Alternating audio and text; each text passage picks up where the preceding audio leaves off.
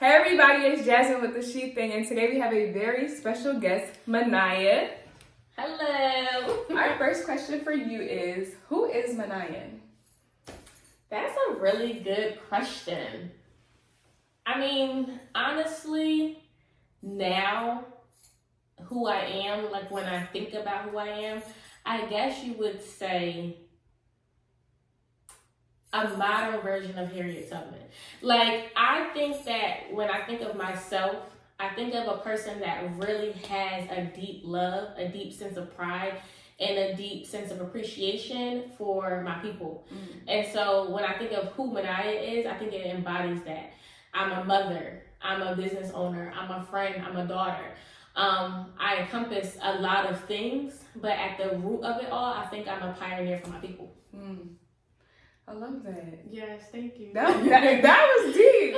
What does love mean to you? Love.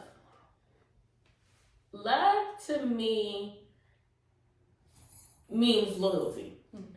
And I say that because in every relationship, whether it's platonic, whether it's intimate, whether it's a family relationship, you know someone's love for you based off of their loyalty to you. Like the fact that you know that you can trust them, right. Without a shadow of a doubt. I feel like that's what love stems from for me. Like if I feel like a person is very loyal to me and I'm very loyal to them, I feel like I love them. Right. Like I love you. I could love someone immediately if I feel like there's a sense of loyalty.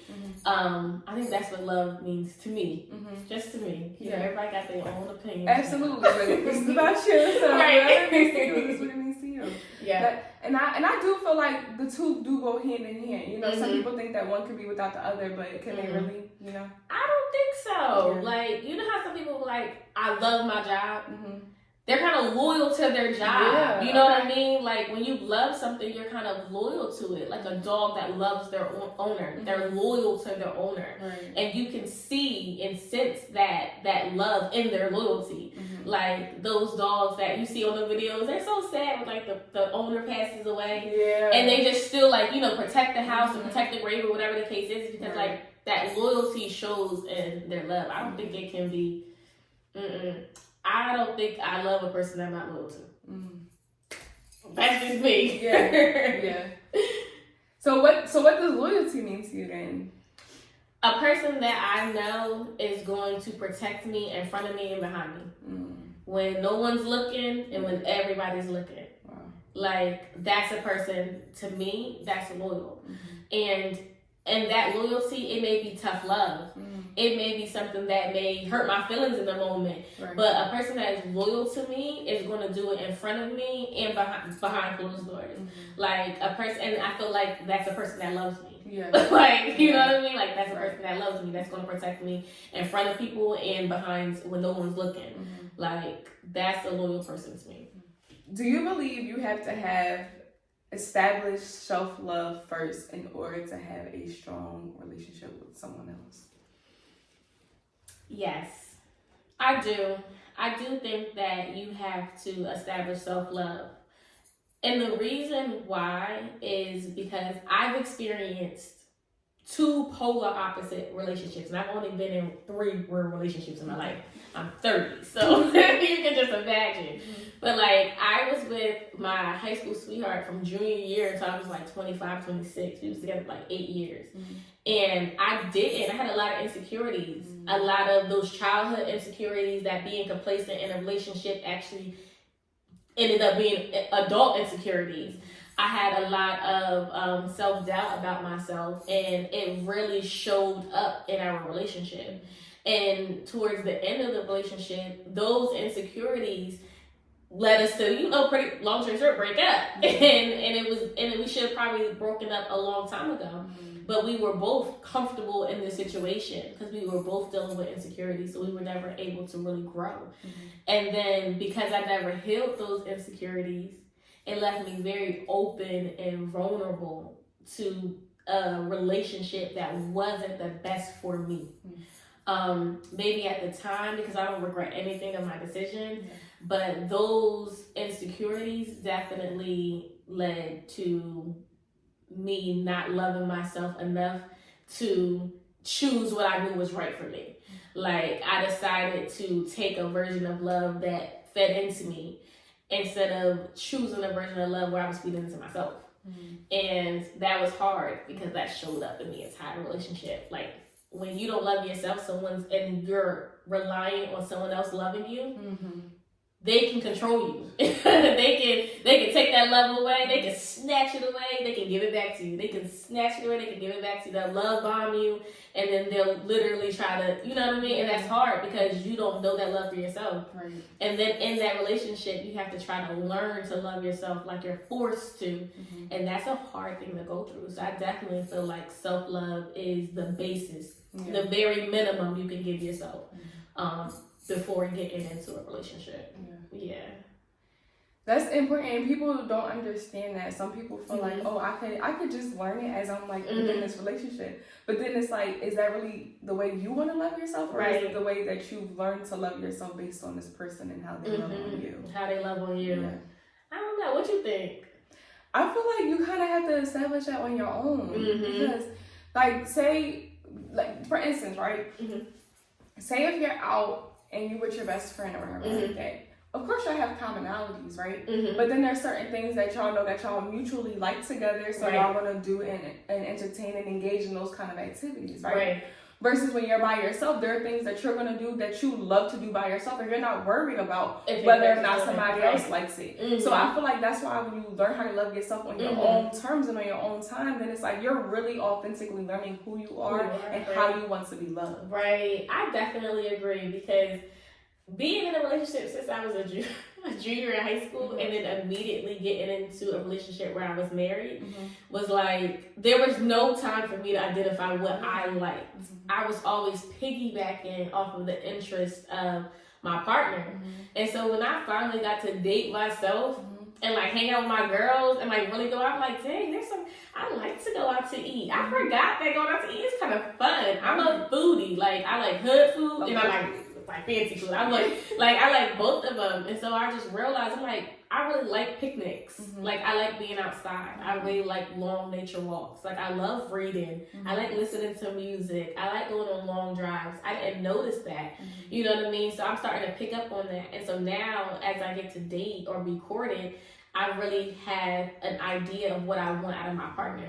So now we can be equally yoked because I'm not trying to force interest on you or trying to force your interest on me. It's like, no, like, as I'm dating, like, do you like this? No, you don't?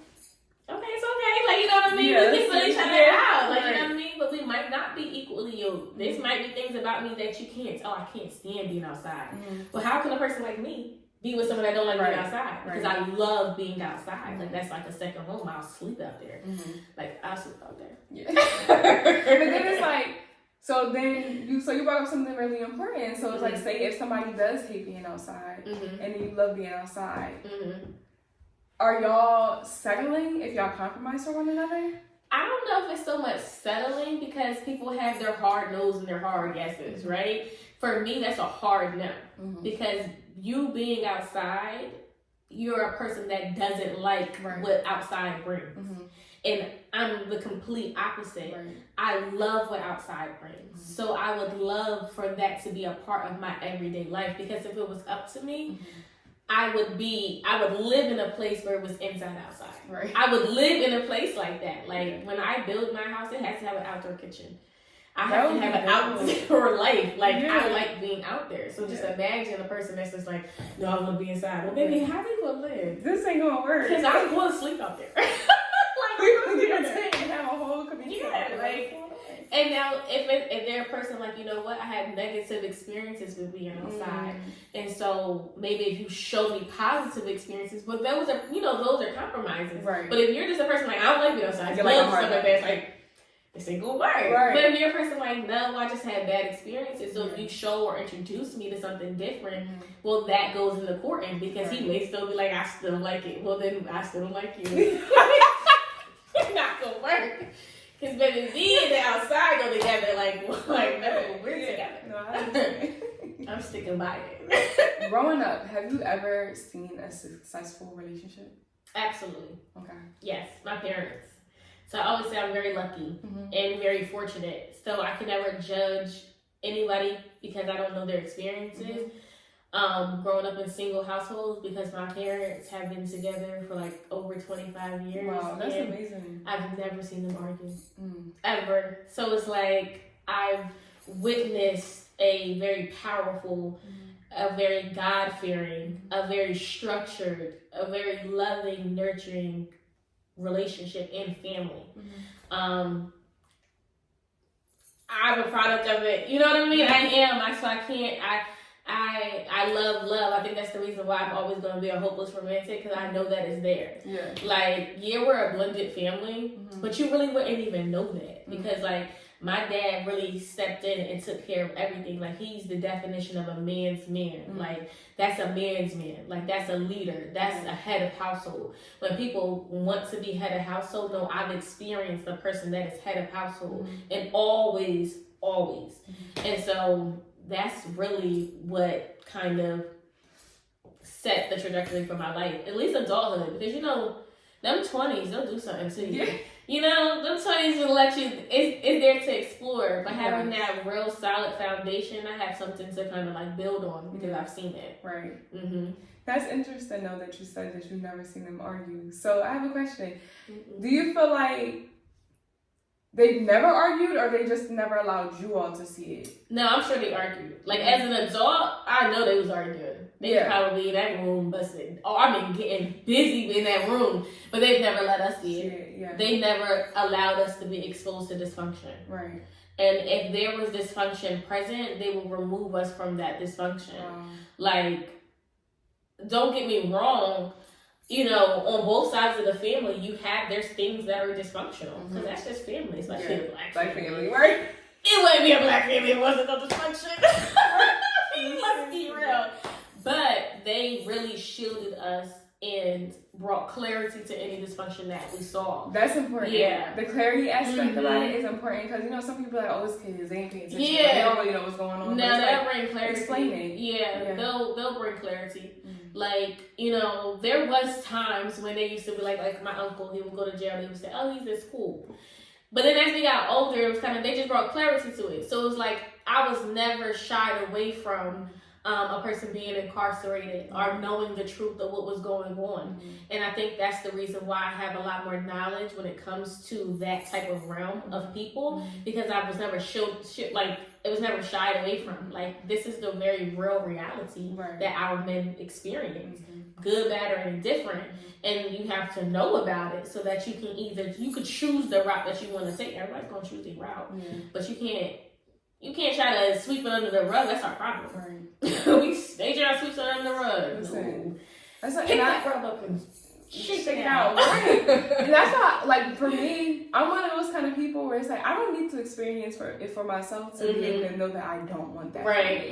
So I'm always, like, very inquisitive when it comes to certain things. Like, yeah, let me know about this, that, and the third. Because it's like, all right, so even like now, like, I'm not a mother yet, but I really want to be a mom. Right. You know, like, I really do want to be a mom, you know? So when I'm talking to somebody, I'll talk to them about, like, how they mother, like, what's their experiences, like, how they handle certain situations, because it's like, I don't need to just learn everything off the muscle, you know what I mean? Like, I really want to learn from other people, especially the people that I feel as though are good mothers.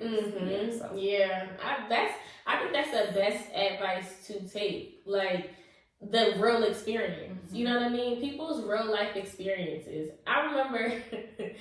I'm a big Lauryn Hill fan. And Lauryn Hill had said something. She was like, sometimes I feel like I'm a mad scientist because I feel like I gotta try things on myself so that I can prepare the world. Long story short, I'm paraphrasing it. But I really resonated with that. That really resonated with me because I was like, sometimes I feel like I'm always going through the line of fire to kind of come out on the other side to let people know, like, I don't know if you want to take that. You know, like, little things like that. Like, I feel like my life story, like, so many details of it is like, girl, you did not have to go through that. Like, that was very much self-inflicted. Yeah. But it's like, wow, I went through it and look at me on the other side. And now I can really tell you from experience, I wouldn't take that route. And let me tell you why. And let me explain it to you. And let me show you my battle scars. Because I want you to know it's real. And I think that's what's really important for people to be able to, like, you know what? I want to be a mom. Tell me about your journey. Tell me about the good, bad, and the ugly. Tell me about those hard days where you want to quit. Yeah. Tell me about breastfeeding. Right. Does it really hurt? It do hurt? I wish somebody would sew me up for it.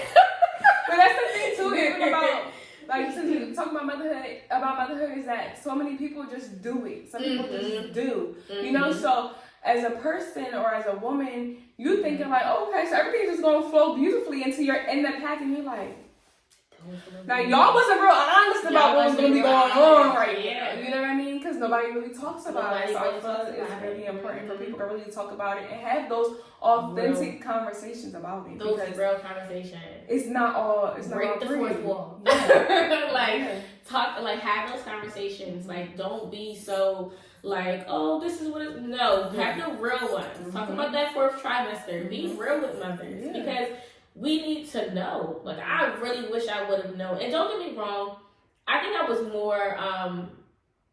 I was given more knowledge than probably most because I had both a midwife and a doula. Okay. So I was very intentional about birthing at home, the more natural approach to things. So all of my doctor's appointments and things of that nature were taken care of from the comfort of my home and everything. But there was a lot of things that I didn't take into consideration being a Black woman, like my iron. Yeah. Like, once it was she does my blood work and it comes back like your iron is too low to birth at home. So it's like, dang, I did not do any knowledge on birthing at the hospital at all because I was always laser focused on birthing at home. And so it's like, I wish someone would have instilled in me a little bit more to have that plan B, have that backup plan. And shout out to my doula. Doula me with grace, child, because it was grace that she gave me. And we ended up being able to kind of stick to my birthing plan. So we did do our Lotus birth, and we did do, some of the things that I wanted to do, but it definitely wasn't the same. But that's beautiful, and I'm glad that you knew that the safe route to take was, even though you had it on your heart to have a home birth, was going in the hospital. Going to the hospital, I know I'm in the medical field, so I know that everything isn't glitz and glams when it comes to the medical field, right? But I also do understand that even if people want to take a holistic approach to certain things, and you kind of do need the medical field when it comes to stuff like blood work and things like that, because, if you never would have been able to get that blood work done, you would have probably bled out at home. You know what I mean? Putting you and your child at risk. Yeah. So it's like, you kind of need that. So, like, I always say, like, even if you want to do your own thing, get the diagnostics done. Yeah, just make sure you're getting someone that's knowledgeable. Like, my midwife was very knowledgeable. So even though she did my blood work at home, we still need that type of knowledge and that type of medical interference to be like, all right, this is what, you know what I mean? She immediately reached out to one of her contacts at Jefferson Hospital to be able to start getting me iron infusions. Wow. So it's like, it's very important that we work together for the holistic, for whatever decision you decide to make, is that you deal with someone that's knowledgeable and not so like, no, you can do it. Yeah. Baby, no. I want you to have contacts. No, I need you to, because my transfer, they were waiting for me there. Yeah. The doulas at Jefferson Hospital in Washington Township were waiting for me to get there because my midwife had already called and told them I was being transferred. So it was a 45-minute drive to that hospital, but it's because she knew they were going to take the best care of me. They were going to follow what I wanted to happen, and they were going to be extremely caring, and they were. It was a great experience. I didn't have no birth stories, and my doula was right there the whole time, like holding it down. Have you ever been in love? Yes, I have been. I think that it was a very unhealthy love, though. I'm not gonna lie. So I've been in multiple stages of love. Okay. So I've been in that puppy love. Y'all remember Chris Brown's song? Yes. Young Love. I went in that. You feel me? That was my song. I really felt like like I felt Chris Brown already. Like, that was my high school sweetheart, and it was young love. Yeah. You know what I mean? Like that was young love, and then I dived into like a toxic love, and I think that most women experience that. And I'm so happy, and I give so much kudos to the women that don't experience that toxic love. You guys are very lucky, and I'm praying that you never experience a toxic love. And toxic on both sides. Because sometimes you end up toxic trying to meet energy. You know what I mean? And that's hard when you start looking at yourself like, who are you? Right. Like, what is this? This ain't you. But I experienced it. But that love, that toxic love, it started off very genuine. Like me truly, truly believing in somebody. Like believing in them wholeheartedly. Like I'm willing to do whatever it takes to see your dreams come true. Like I'll sacrifice myself because I really believe in exactly what it is that you're saying. And not only do I believe in it, I believe there are people who need it. Our people need exactly what it is that I think God is trying to bring you to give. And I think that type of love, when you love someone despite their faults and despite the red flags or despite what society tells you, I think that type of love is very scary if it's not rooted in something, you know, solid. You know what I mean? That real. And yeah, I was in love. Yeah, I was in love. That was real. Now, so the fact that you said that the love you felt was toxic or unhealthy, do you feel like now moving forward that you're having to relearn what being in love or what love for loving you looks like? I think that I'm looking at love differently based off of the environment and the times that we're in. Okay. So before I was looking at love in the way that my parents loved, where it doesn't matter what it looks like or what the circumstances are, good, bad, or different, I'm gonna rock out with you. I think I'm looking at it different now. Okay. Like I'm looking at it in the space where, in order to love me, number one, I'm gonna need that loyalty, that real loyalty, and business-wise, I think it needs to be mutually beneficial. It has to be. That's where I'm at in this season. And I hate to be that person because I was never that person. I was always the breadwinner in my relationship. So I never really cared about that. But now I'm seeing how that can be a detriment. And I'm not saying that it's always going to, like, you know, that's a hard no. That's not what I'm saying. I'm not saying it's a hard no. If I make more, then I don't want to deal with you. No, that's not what I'm saying. But it has to be mutually beneficial. It has to be something where it makes sense. I am a young CEO and I'm working hard and building on my own out the mud. And at this point, I have to protect what I've built. I have to protect my assets and I have to protect my company and I have to protect my son. I have to protect my son. I think that people don't understand when you say things like that, especially from where I feel like you're coming from.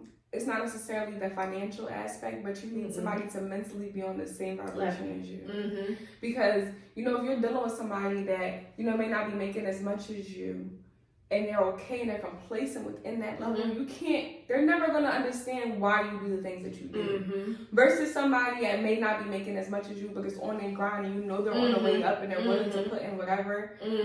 Those are the kind of people that you're okay with being with, right? Yeah. So I think that people, when they ask women those particular questions and that's the response, some people will, like, you know, be snooty about it, but the people that really get it. Yeah. And I always tell people, I'm not a person that's like, I think that a lot of times people get into this social media war of men versus women. Right. And I feel like it really comes down to equally yoked. That's it. If a woman is providing herself a certain level of luxury, then you cannot be a man that is not able to provide that same level of luxury to that woman. And think that it's going to just be easy going. Right. It's not, because you guys are really not equally yoked. Number one, you may not see why she's spending that much money on herself. If she's comfortably spending that much money on herself, then sir, it's not a problem for her. This is what she wants. Right. So I don't need you to try to come in and try to change what I got going on because you can't afford it. You're just not the man for me, and that's okay. It's okay. And it's okay. Yeah, it's okay. I think that we keep trying to force fetch to happen, and it's not gonna happen. Like it's not gonna happen. Like I think that for me, I need a man that has knowledge of self. That's number one. Like if we're talking about a man that I need you to have knowledge of self. I need you to understand that our people are facing a crisis amongst ourselves. Like, we're talking about, oh, the black man hates the black woman. Yeah, but it was designed that way. It was literally designed that way. They did it intentionally, and we still dealing with it in 2024. So I need my man to understand that. Because I may be a powerful woman, but I'm not trying to emasculate you. Right. I'm not trying to emasculate you. Yeah. Okay? I'm not trying to take away your leadership. I need you to understand that. I need you to be a masculine man and understand that I can be an alpha female and that it's going to be okay. But the problem is a lot of people are putting on a facade to be that masculine man, that alpha man, but they're really not until they meet a woman who is able to match that energy. And they're like, they tuck their tail because it's like, hold on, I'm really not who the hell I said I was. But if you're strong within your masculine energy, then you can be like, all right, babe, come on, let's check out what we doing next. Yeah, so what's up? Yeah. And, okay, you better talk that talk. All right, let me make sure I'm scoping out the scene. Right. I'm making sure that you're good. I'm going to protect what you're saying because I know what you're saying is right and exact. Right. So it's like, I'm going to protect you. I'm not going to try to dim your light. I'm going to protect you in public, and if I have to correct you, I'll do it in private. Absolutely. See, these men be trying to humble you. Baby, I don't need you to humble me. Right. God will do the humbling. Right. I need you to protect me on this mission. If not, you're just not the man for me, and that's okay. I keep trying to make that point, like, that's the point we gotta drive home. If you can't get the girl of your dreams, that's okay.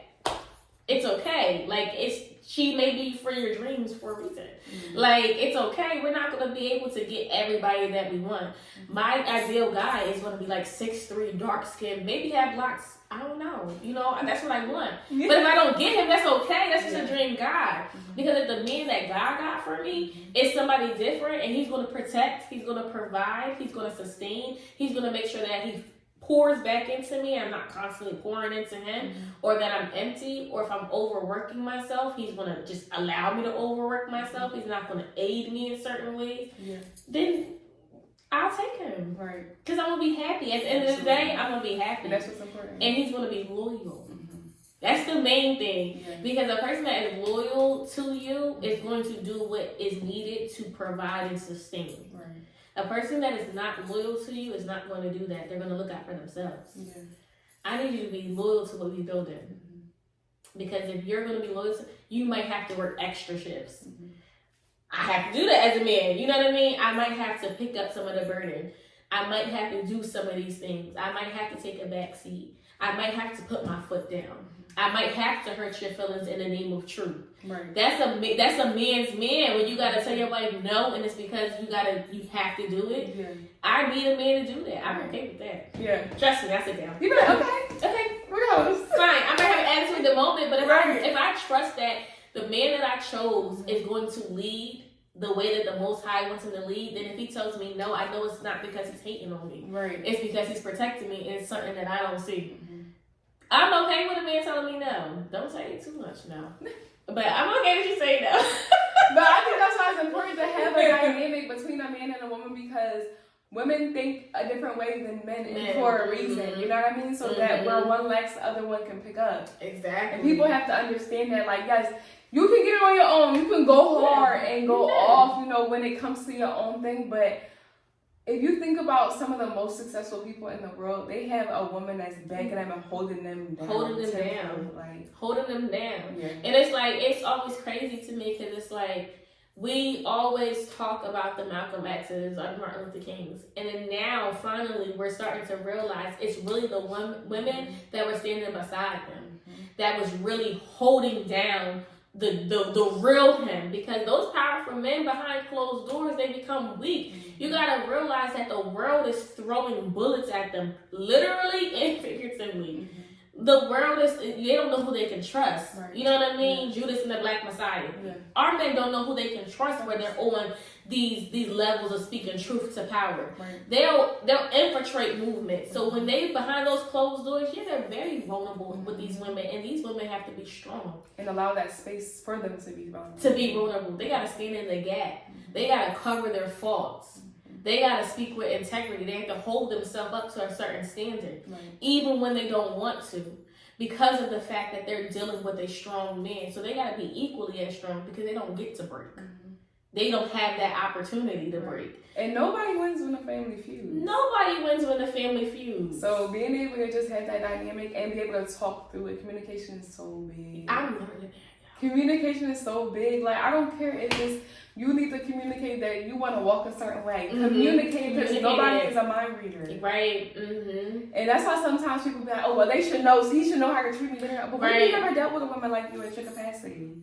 You know, that's so crazy. Because after I got divorced, and, you know, the divorce is finalized, you know, I'm dating, and one of the guys that I was dealing with was from Philly. And he pursued me, like, he was pursuing me. And when we finally started, you know, talking and getting to know each other, he would do things that would irritate me. Because it was like, why are you doing it? Like, you should know. Like, that's just not what you do. Yeah. Now, mind you, he's a perfect gentleman. Always open up the doors, flowers all the time, always on the right side of the street. I never even touched the door. Like, always, every Sunday, gassing up my car, cleaning up my car. Very much a gentleman. But it's like little things when it comes to communication that he does not do. So it's like, why are you liking my stories on Instagram, but you're not saying happy, like, you know, great rising or good morning to me? Yeah. That's strange to me, right? And so I was like, I brought it to his attention, and he was like, you know, honestly, no one's ever required that of me. He was like, I've never seen my dad do it, but no woman has ever required me to text them when I wake up. Even though you're on my mind, that's why I'm looking at your story. Like, obviously you're on my mind. Like, I'm responding to all of your stories. Look, I just constantly look at you, but no one's ever required me to say, you know, do that. Certain things, he was like, I don't want you to get mad at me or put that as a check. He was like, just teach me a little bit more, because, you know, unfortunately, some of the women that I was dealing with, they may have had high standards in different areas. Like, they want bags, they want dinner, they want this, and you are talking about the things that matter. Like, so just teach me, because, and he did, he started switching up. He started texting me, because I be waking up to, like, little fake poems. Crazy! Fake little fake poems, like, he be like, roses are red, violets are blue, like, you know, such. But it was like the fact that the effort was there. And I feel like that's all that matters, is that I can communicate with you what I would want, because that's what I would want. But I also had to learn that a person should be able to communicate with me too, like what they need. And regardless of what I'm used to or accustomed to, I need to be able to show up for them the same way.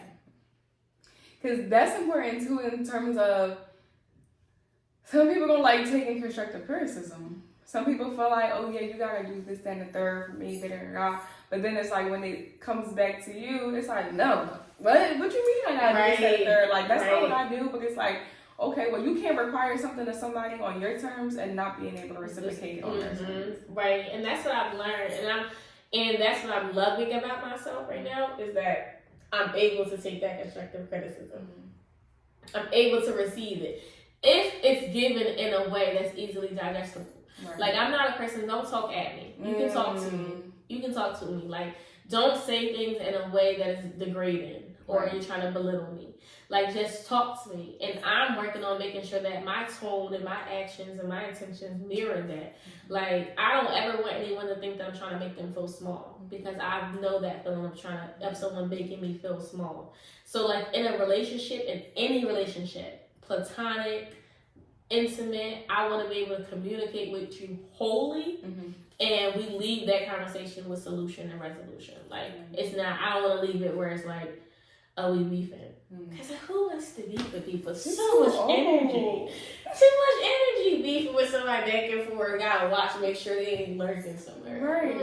It's giving the other person so much control over you that you even feel like you would need to, like, be watching over your shoulder and this, that, and third, and adjusting the way you move, because you don't know how they're gonna move. Right. How, you know, because every action has a reaction. And so it's like, I don't want to be in that space ever. You know what I mean? I always want to be in a place of peace, and being able to move and walk comfortably with my head up and not feel uneasy about someone that's like, oh, I don't like her.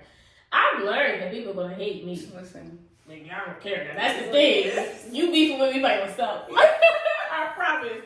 Because I be too busy. I have a lot going on. You know, all praise is due to the Most High, but it's like, I'm too busy to be sitting here beefing with people. Right. I mean, I got beef with people. But they in their own little world. We all in our own world. Yeah, and I'm still rooting for you. That's the thing. Yeah. That's the thing. We can be beefing, and I can beef with somebody hard, but I'm not a hater. I'm not a hater, so I'm still rooting for you. Yeah. Actually, I need you to win.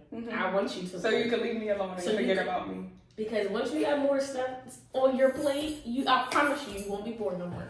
We won't even beef anymore. You'll be like, oh, that's old. Exactly. All you needed was something to do. Right. What's your opinion on today's societal outlook on love? My personal opinion is that the definition or the complexities of love, I think, is lost on people. I think that we're putting way too much on our partners and not enough on ourselves. So I remember I used to watch like the deaf poetry jams, and I remember, I forget the guy's name, but he had a spoken word, was called Knock Knock, and he was pretty much talking to his father from a jail cell or from a jail window. And he was saying how his father didn't, because he was incarcerated, he didn't learn how to be a man, how to shave, how to tie a tie, how to speak to a woman. And so he was in turn saying that he needed his man to pretty much say, walk like a king and your queen will come. And I think that that's that was like the most simplistic way of how I view life. We are so busy of trying to curate this person instead of just becoming the person that we want to attract. Because it's like, if you just become, like, I don't have, when they say the dating pool has piss in it, I haven't experienced that personally. Because most men that are reaching out to me know, they can kind of see how I'm carrying myself. And on my social media, the way that I talk, what I do in my business, the way that I raise my son, what I'm doing behind closed doors. You can kind of see that, you can gauge that. And so the men that reach out to me are reaching out to me because that type of mindset is what's intriguing to them. And so now we can talk. Now, it's not to say that we're always going to be on half these women. I'm like, no. I mean, I'm just not interested. Yeah. And that's just because I'm not settling. You know what I mean? Absolutely. But it's like they all are stand-up men that have the same mindset that I do. That no, a man should lead, but he also should know how to be led. He should also be a student of knowledge. And so it's like we're putting too much on people. Like when it comes to love, I feel like we're putting too much on the other person and not enough on ourselves. Because it's like, we want these healed men, but are we healed? Ladies, let's be real. Are we healed? Are we healed from the things that really have happened to us? Right. Like, if you speak to a lot of Black women, they will say that they were a victim of sexual assault. But what type of healing have we done? Intentional healing. Right. You don't think that that's going to show up in a relationship? Like, we talk to a lot of men, and they will say that they were exposed to sex at a very, very early age. They were exposed to death. They were exposed to violence at a very young age. So what have you done to heal from that? For yourself. Right. You know what I mean? Because you don't think that that's going to show up in a relationship. So it's like, we have unhealed people trying to have conversations about love. And it comes back to self-love. You haven't loved yourself enough to get the healing that you rightfully deserve. You deserve to be healed from the things that have plagued you. And you deserve not to pass that trauma and the result of that trauma and the actions. Sometimes a traumatic experience will happen, and then your survival tactics from that become the way that you live life. And it's like, that's a survival tactic. That's not how you should actually live in life. You're only doing that because your mind is guarded and you don't even realize you've been doing it so long. Right. And so now you're stuck in your ways and you think that everybody's supposed to kind of like bow down to that, and that's not true. You know what I mean? You have to heal from that. And I think that's really a lot of what we're experiencing is just hurt people trying to love from a hurt place or trying to tell other people how to love from a hurt place. Yeah. We can't do that. We can't do that. But some people, the problem is that some people feel like childhood trauma isn't a real thing. Some people feel like, they went through these certain things, and it's like, okay, I moved on. But it's like, you literally show it in the way you behave. And you behave, yes. And I'll say I really do feel like I have a poor judgment of character. I feel like I'm good at reading people. Like, I pay attention to people. I'm very observant. So it's like when you do certain things, and it's like, I'm reading you. Like, I'm seeing that you move a certain way or whatever. And the last couple guys I've dealt with, they said, like, damn, like, you really did pick that up, you know what I mean? Without me even saying it, because it's like I'm observing you. Like, you know what I mean? I'm not just gonna listen to the things you say or maybe your actions, because both of those things could not align, or they could be just here for the time being and go away. But if I'm really paying attention to like the way you move and your behaviors, then I feel like I learned a lot from that. And people have to be more aware. Right. You know, some people are just caught up in the things, like, you know, you said some women just want the glitz and glam of things, or some men just want the body and the pretty face, you know what I mean? But people aren't really being aware of who they're getting involved with. You know, if somebody doesn't have any substance, why do people have any substance? Yeah. And is this somebody you really want to be with? And are you really willing to just be with these person because on the outside they fit the physical description that you want? Exactly. You know? It doesn't, we're not really taking, like, it's funny, because I mean, looking at these men, right, and they're like, the women will take millions and millions and millions of dollars from them, right, and everybody's like, oh, she's a gold digger, she's this, she's that. But I be sitting there laughing, because it's like, well, baby, you knew what you was getting yourself into. I don't care what nobody say. I love Kanye. Y'all could never make me hate him. Period. Yeah. But Ye knew exactly what he was doing when he married Kim Kardashian. You can't get sympathy from me. You know what I mean? You can't. You cannot. Because you knew what it was that you were signing up for. You thought that you were going to be an exception to the rule, or you was going to, you know, break this glass and create a cure. And it's like, no. And my thing is, I don't think that Kim Kardashian is wrong, because she's who she's always been. She's not portraying something that's different. You know what I mean? So it's like, you two were just not equally yoked trying to make something happen. It was a business move. Exactly. And the thing is, when it comes down to the business, because I said I was married for business, right? But it has to make sense. You have to have a sense of loyalty to me. It comes back to loyalty. There has to be a sense of loyalty. I can marry for business, but there has to be love and loyalty there too. It has to all make sense. It can't just one for the other. No, it has to all make sense. And I think that's what the problem is. I have no problem ever signing a prenup with anybody. Yeah, no. I've never had a problem. Because you're going to sign one too. You're going to sign one too. That's what I'm saying. Like, you're going to sign one too. In Islam, we have marriage contracts. There is a contract. I'm going to put my rights in this contract, what I want in this contract. In order to marry me, you have to pay a dowry. The dowry is what I say it is. My dowry is $3,000, and I want Hajj, just in case anybody's looking. But like, you have to pay for my hands in marriage. You have to show that you have to show my parents, my father, that you're taking the responsibility of my care from him, and you're saying that I accept it. Right. You have to do that. And so it's like, we act like that's not something that, no, we should. These men should show us that they can care for us. But we can't be oh, well, I'm an alpha woman and I can do bad all by myself. I don't need a man. I need a man. Yeah. That's just me. Yeah. I know the girl is going to kill me, but I need a man. Like, I don't want to take out trash. I don't want to change light bulbs. I don't want to put gas in the car. I don't want to wash the car. I don't want to clean. My son makes a mess. Who's going to clean it? All the time my car stays filthy, because who's going to clean it? Yeah. Like, these are like real things. I want someone that's going to protect the household. If I hear something, who's going out there? Right. Like, who's going to make sure there's no rodents? Who's going to lead? If I'm having a bad day, who's going to listen to my problems and offer those solutions? Who's my sounding board? Who's adding structure? Like, we put too much on each other. We put too much on each other instead of just focusing on what we can do to heal ourselves, so that we can begin to attract what we deserve. Yeah, that's deep. And people have to understand that you attract what you are, and it's not only just relationships when it comes to the intimate ones. Friendships as well. And you can outgrow people. And it's okay to love people from a distance. I think because love and loyalty is so strong, we think that if we don't have an immediate connection to somebody, that we can no longer love them. Yeah. And I think that that's a false way to view life. And I think that's why we take death so hard.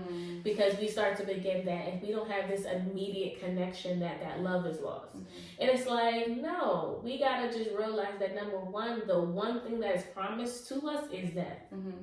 That's the one thing that is guaranteed for us, is death. That we're gonna be born and we're gonna die.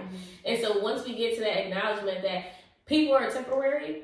You have to love what you love about a person.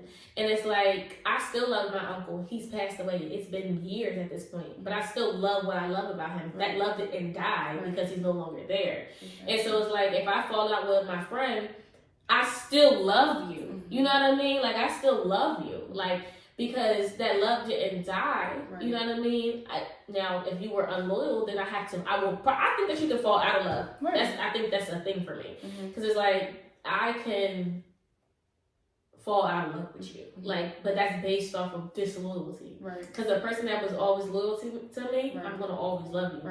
Regardless if I feel like, you know what, I don't think we're equally yoked anymore. I think that the way that you show up in a friendship is not the way that I would want my friends to show up, and vice versa. And I think it's okay for us to, because you deserve friends that are not going to be behind closed doors or in your head thinking like, this girl stay drunk and throwing up. Like, this is the throw up. Like, I don't want to be thinking that in my head. I don't want to be looking at you throwing up bad. But then you have girlfriends that's like, oh, we all drunk throwing up. We all here. Period. In the bathroom, like, hold on. Holding your skirt and everything. In this season, I'm just not that friend no more. But my thing is, it's okay. It'd be okay, but we so used to trying to make things fit that don't fit, and it's like, you're gonna make it toxic if you do that, because now you're gonna fall out a lot of times, because me over here, I'm gonna start thinking I'm holier than thou. I'm gonna think I'm holier than thou. I'm better than you. No, you're not. You're just on a different journey. It's your journey. You're going to find friends that mix with that journey. And you're going to find friends that mix with that journey. Same thing with relationships. I always say that me and my first relationship, once we broke up, I feel like we both dived into like better versions of ourselves. Like, he became like this ultimate like fitness guru, and like he's like tatted up, all the things that he always wanted to be, like car enthusiast. I feel like I was holding him back. I feel like he was so complacent. Like, we were holding each other back. Like, I went on, moved to California, started doing exactly what I wanted to do in the music industry, really built a name for myself. And so it was like, I don't think that I would have been able to do that had I stuck with him. You know what I mean? And I don't think that he would have been who he was going to be if he would have stuck with me. And it's like, we probably could have been there way sooner. But you know, the Most High do what the Most High do. But it's okay to leave that complacent space so that you can grow. Friendships, relationships, whatever. If something is not allowing you to grow and blossom, it's literally okay to leave it where it's at. And say, all right, it was just for a season. Because there's growth on the other side of complacency. Sure is. It sure is. You know how they were saying, like my plant, for example. So my friend gave me the plant. It just had one little petal. So now it's starting to grow, and I'm so excited about it. But it's just growing. And so my friend was like, don't forget to turn it. Continue to turn it clockwise or counterclockwise, so that it doesn't continue to just grow in that direction to the sun. So in order for it to blossom, I can't be complacent with the growth that it's having. I have to continue to turn it. I have to continue to do the work so that it can be the best version of the plant that it can be. And I feel like that's life. Like, you gotta continue to turn yourself. You gotta continue to go where the sun is, to literally allow for yourself to blossom. And sometimes you're gonna blossom in a different direction than other people, and that's okay. It's okay. It's okay. Do you think social media affects the lack of true lasting relationships nowadays?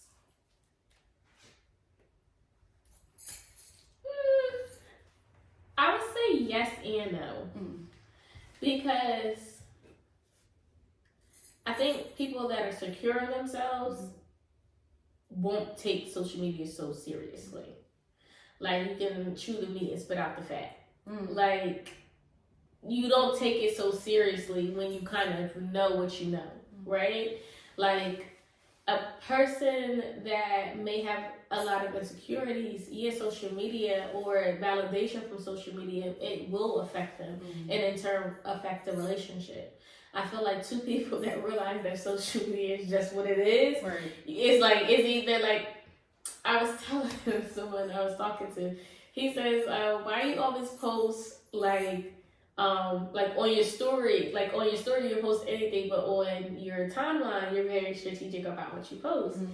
And I said, well, on my story, it's just there. It's gonna leave. You know what I mean? And I'm kind of jazzy on my story. Like I kind of do whatever I want on my story. You know what I mean?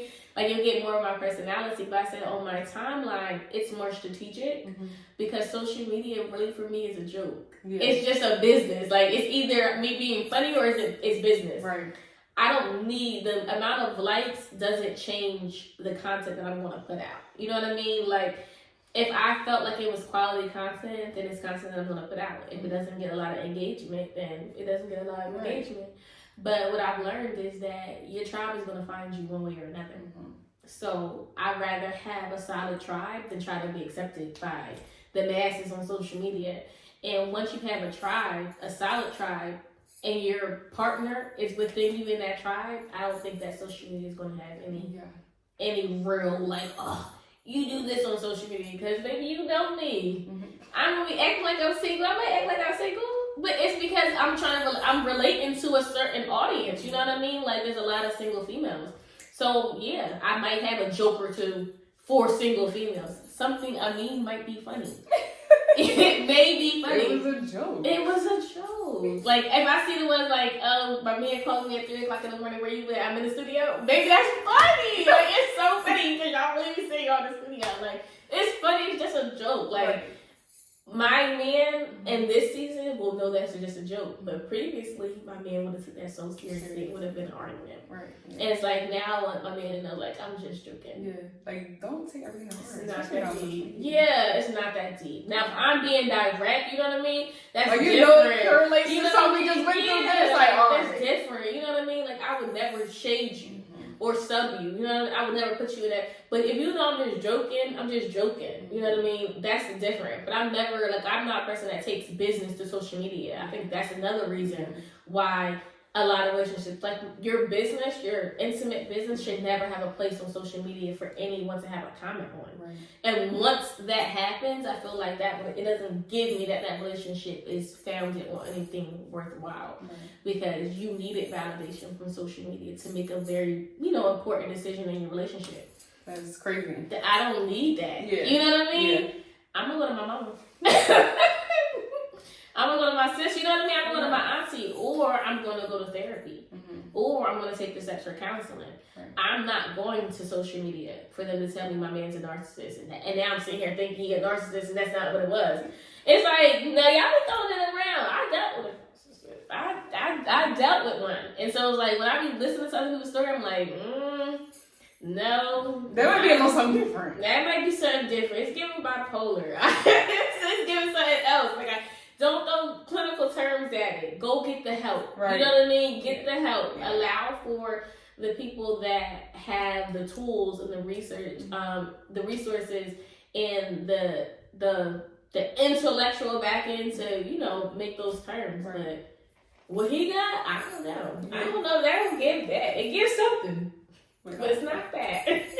But do you feel like having access to social media and maybe more access to certain kinds of people and more people, do you feel like people feel like they have options and that's why some people are like, oh, it's alright, I'm cool now, I can just go ahead and be a bachelor or bachelorette? I think that social media makes you think that you have a lot of options. But it's like, for example, if I gave you 100 pennies, right? And I told you that I will give you $1 million if you could find a penny that has 1988 on there. But out of 100 pennies, you would probably think like, okay, maybe I got some good odds. But no, because it's mad years and there's mad pennies. Like, no, you may not. So even though $1 million is literally at your fingertips, you may not have that in that batch. Right. You may have 1 million followers, but you may not have your person in that batch. So it's like, you think you got options. If you think that the grass is greener on the other side, then baby, find the green. Because I'm not the one for you. A man that's dealing with me knows that there's no other options. Right. If we settle down to get married, there is no other option. Because it's like, you chose me and I chose you for a reason. Right. So it's like I can get a man that has a lot of money. That has never been a problem. Like I don't think for a lot of women, and I know men think that this is far in between, and I know that social media makes it far in between, but there are all kinds of men with money. Like all kinds of men. big, small, tall, skinny, fat, dorky. It does not matter. There are men with money. If money is the settling point, anyone can get a man with money. Right. I promise you, it's not that hard. Right? But finding a man with substance that's equally yoked, that literally, like, we're on the same page when it comes to how we're going to raise our family, how we structure our family, how we save, a man that doesn't get angry when he's in terms of, you know what I mean? Yeah. If the finances get tough, he can strategically think of how to get us out of there. You may not find it. So go ahead and think you got options on social media. I think that people do that. And it's unfortunate because they always realize that the grass is not greener on the other side. Like, these celebrities show you guys that all the time. P. Diddy shows us that every single time. Yeah. Look at him. Listen. He shows us that every single time. Wouldn't he have the most options? Yeah. Wouldn't he? Right. Wouldn't Usher just got remarried after the Super Bowl? Wouldn't these men have so many options, right? They have so many options, yet and still, they keep doing what they doing. Usher should have stayed with Chili. Now look. Chili got herself away from him. And he just got a white girl. So they both went to the different prom because it's just like you think that you have options. You think that you do. And you may not have quality options. You know what I mean? It's a difference between having quality options and just having options. Like, you could get 100 women to do tasks, but finding a woman that is actually going to feed your mind, body, and soul, 1 in a million. 1 in a million. It's going to be hard to find that. Like, and then try to determine if they with you for you. Or what you could do for them?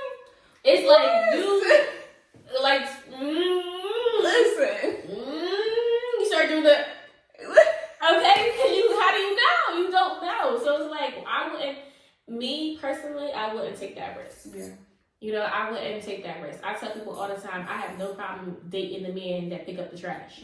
I do not have no problem working the sanitation as long as he's gonna work his way up.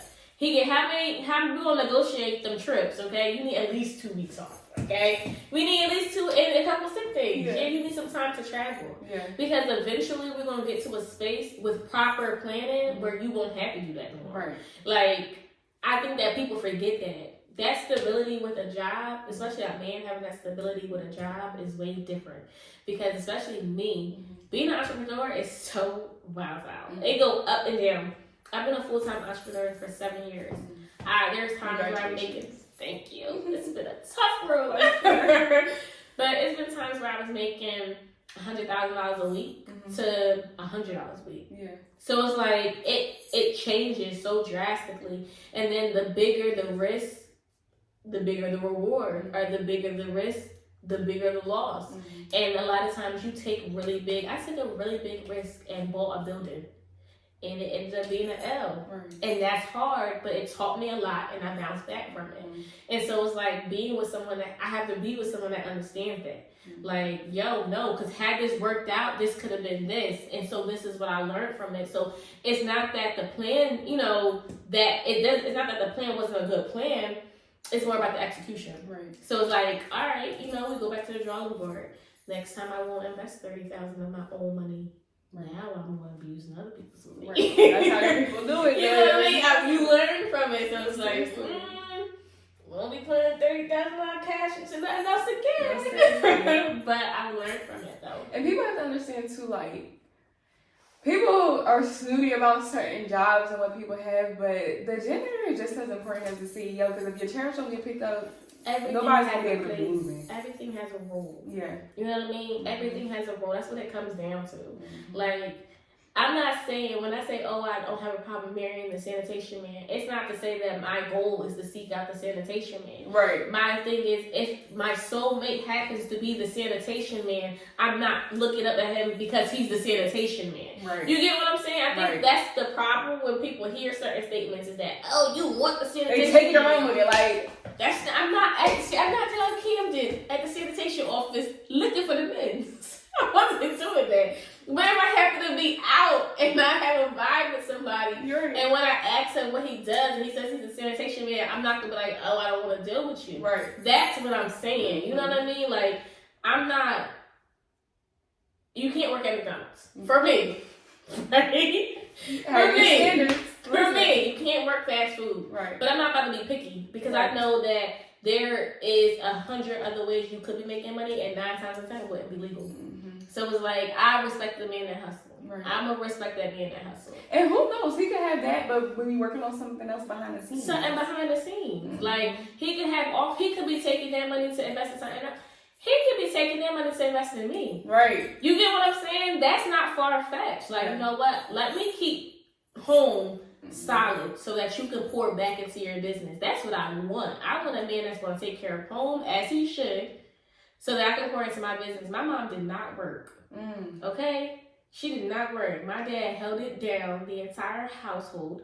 Cars, vacations, trips, everything that we needed, clothes, everything, 5 kids and a wife, and we stayed with a dog, and my dad held it down. Yeah. So, and my mom was in turn able to build up her business, Zori Designs by Selena. She makes all handmade jewelry. Wow. And it's like, she wouldn't have been able to do that if she had to focus on 5 kids and going to work and cooking and doing all that. I'm not saying that I won't do that because I like to work. Mm-hmm. You know what I mean? I do love what I do. Mm-hmm. I love my career. Mm-hmm. And I love to cook. Yeah. So I have no problem going to work and then coming home and feed my man on a glass plate. I don't have a problem with that, okay?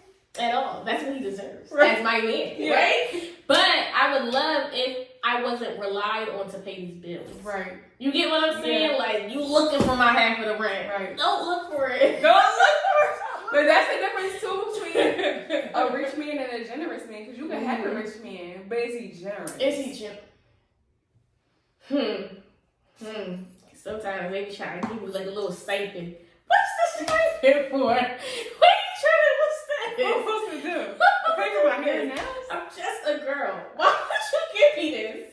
Like, no, don't give me a stipend. Don't try to control it. Right. You know what I mean? My mom always had her own card. Like, it's a joint account, but she had her own card. He wasn't like, oh, this is what you get. Yeah. Like, that to me is like, that gives dictatorship. Mm-hmm. That doesn't give partnership. Yeah. You know what I mean? Especially if I'm holding down the household. Because holding down a household, making sure all bills are taken care of, food is in there, making sure that everything is running smoothly is a responsibility in itself. Right. You know what I mean? And so it's like, don't discredit those stay-at-home moms. Mm-hmm. Like, you can't discredit them because what they're doing is a job within itself. Just like you go to work, they are dealing with at home, and that's a job within itself. So don't give me a stipend. No, for real. But then I feel like, too, it could be, that can go the other way, too. Like, as your man is pouring into you, you can also pour into him, invest into him. He want to do this, that, and third. Well, babe, I'm going to call down here. I'm going to get this, that, and third done. Oh, I know this person that does this, that, and third. You know what I mean? Like, people have to understand that it shouldn't just be all just people like, here. Like, you should be able to give into. Yeah, I think that what I've learned now is for the right person. Mm-hmm. Like, you made a post about that before. Okay. And you would say something along the lines like, would you sacrifice yourself for somebody else? It was something along those lines. Yeah. And I was saying I wouldn't do that again. Yeah. And then someone commented, it was like, I said I did that before and it didn't get me well, right? And they said I did it before for the wrong person. He said I corrected you. I didn't respond to him on that comment because I'm not gonna argue with you back and forth. Right. But I took a step back and I said, you know, he's right. Yeah. I did that before, but it was just for the wrong person. Mm-hmm. It was right intention for the wrong person. Because I feel like had I loved that hard and gave that much to a person that was reciprocating it, I wouldn't have felt like it was a burden. Nope. I wouldn't feel jaded by it. I wouldn't feel like I'm lost from it. I wouldn't feel like, oh my gosh, this is, you know what I mean? If it was reciprocated and someone was loving me the way I was loving them, I would do it all over again. Yeah. I would do it every single time.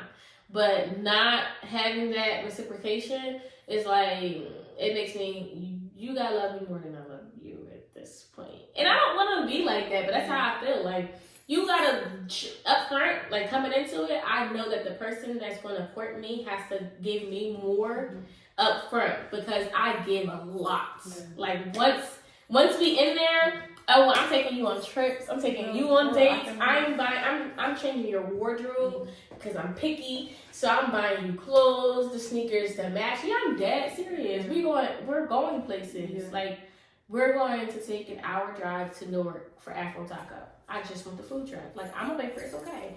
Like, I'll drive. Like, you know what I mean? I'm like that in a relationship. Oh, I'm out shopping. Oh, I see this whole outfit. It's going to match my outfit. I'm going to buy it for my man.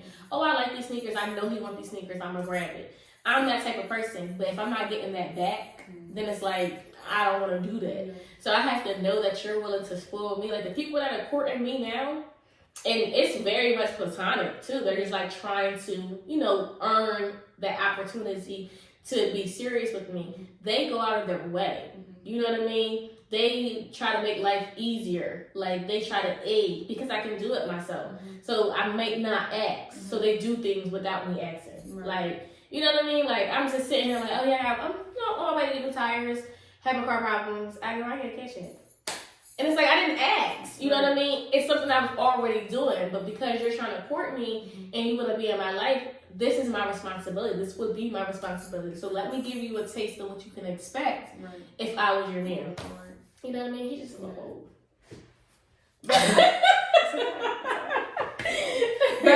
I also feel like, you know, when we're in those situations where we're pouring into people and we're not getting it back, sometimes we'll be like, damn, like, is this how we're supposed to love? Like, is God trying to teach me that this isn't how I should be? And I've learned recently, within this 29th year of life, that it's not that that's not how we're supposed to love. It's that God is trying to teach us when to leave. Because we don't know when to leave. Yeah. You know, so it's like you're doing everything right on your end, but you need to know when enough is enough. Right. Yeah, you want to love this person because you feel like, oh, they never had anybody love them like this. And, but when it starts hurting you more than it's helping you, or you start feeling like you don't like the person that you're becoming. It's time for you to go and stop holding on because it's the right thing to do. Right. I definitely agree with that. Because sometimes you're like, oh, I love them. But it's like, I have to love myself more. I gotta love myself more to say this is not aiding me to be the best version of myself. Right. You know what I mean? Because I could have stayed in a lot of situations for the sake of staying. You know what I mean? But it's like, when I look at myself, who am I? Right. Is this version of myself someone that my family could be proud of? That my child could be proud of? Behind closed doors, is somebody that I could be proud of? Right. And once I started realizing that that's not true, that I'm not proud of this version of myself, I said I had to go. Yeah. And I had to rip that Band-Aid off, and I had to go through those hard times with myself. Like, you got a lot of unlearning to do. You piled so much on yourself that you have to literally layer by layer start removing it. And through that therapy and that deep time and that really building my relationship with God, I learned that, like, now you have to learn to remove yourself. Friendships, family, relationships, you have to know when to say enough is enough. Like, this isn't going to serve me. And I can love you, but from a distance. And I'm not a hater, so I'm rooting for you. But it has to be from a distance. And eventually, I pray that we can have cordial interactions with each other. It don't gotta be anything like it used to be, but as long as we have cordial interactions with each other, I think that we do just fine. Right. No, that's important. And I feel like too, when it comes down to the relationship and learning certain things about yourself and pulling yourself away, people need to understand it may get dark. Yes. It may get very dark. Right? It may get very lonely, but know that there is always a light at the end of the tunnel. You know, for a sheep thing, one of the elements about a sheep thing is a butterfly. I got a tag on my wrist and everything because I just sat back one day and I thought, like, damn, there's no butterfly without a caterpillar. And when a caterpillar goes into its transition phase, it don't sit out and be out in the elements and do its thing with everybody else. It goes into solitude and sits with itself for that time while it's going through this amazing evolution of a transition. And now it becomes a beautiful butterfly. And people have to understand that sometimes you gotta walk alone to be able to get into the best version of yourself to serve other people, including yourself. I definitely agree with that, because even now, reinventing myself, you know what I mean? I had poured so much into my ex-husband's businesses, and so they kind of became my businesses. but they weren't anything that were passion driven for me. And so I lost a lot of me in that. And so like in this season, I had to go through that year of being isolated. And when I say isolated, I mean I lost everything. I lost my condo in California, my car in California, my car out here got crashed, you know, the commercial building that I was building out to be a community center that I poured so much money into. I lost that, lost our scooter business, the rental car business. I had to start from scratch. Like, and knowing all of what I came from and how hard I worked to obtain that stuff, to lose it all was very devastating. And it was very hard because it's like, not only did I lose it all, but now I gotta come back to my hometown and try to rebuild myself. So I had to go into that place of solitude. And I had to go into that place of, you know what? I have to close myself out so I can learn me. Me, like who I really am, not who someone told me I was, not who I was trying to pretend to be, no, who I am in this season. And so now I'm able to come back out into the world, and it's like, look at what you built from the ashes. You know, I look around my office and I look at the different projects and the people that I'm working with and what I'm building out straight from my hard work, my muscle, my grit, my intellectual capabilities, like my mind, my imagination, and I'm watching it grow, and I'm just like, wow, this is what isolation can do. This is what being intentional can do. This is what locking in can do. And it's so funny that you mentioned our butterfly, because I love Fetty Wap. I love Fetty Wap. He had dropped this album called The Butterfly Effect, in remembrance of his daughter that passed away. And he would talk so much about the butterfly, like, and how, because he went 10 years without making music, dropping an album, and his album was so pure, it was so raw, you can hear everything on there, and how he was like, I had to get back to the streets. Like, I had to provide for my family. Like, I had to remember who I am, because this game was changing me. And now here I am, I'm popped back out, and it's like, this is who I am. I'm proud to be who I am. And I went through that season of isolation, but when I come back, I came back stronger. And so I really resonated with that album. So it's funny that you say that butterfly, because I really, really understand that isolation, being in that cocoon, to burst out better than ever. For real. Do you feel as though the lack of good, solid relationships nowadays affects children in their upbringing? Absolutely. Yeah. I feel like it doesn't matter your religious beliefs, right?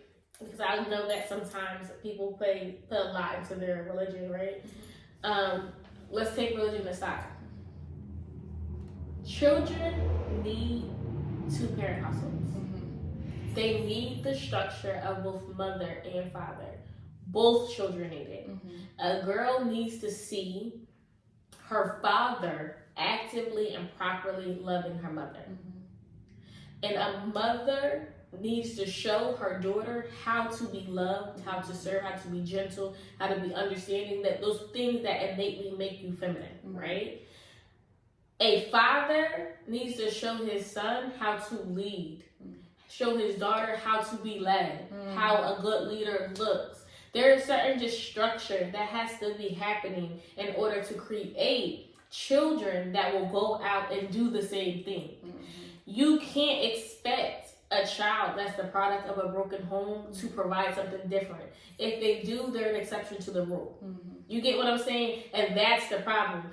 We have so many exceptions to the rule that we start to think that these things are normal, and it's not normal. We just have people that happen to be an exception to the rule because God sent someone through their journey that was able to direct them into another way.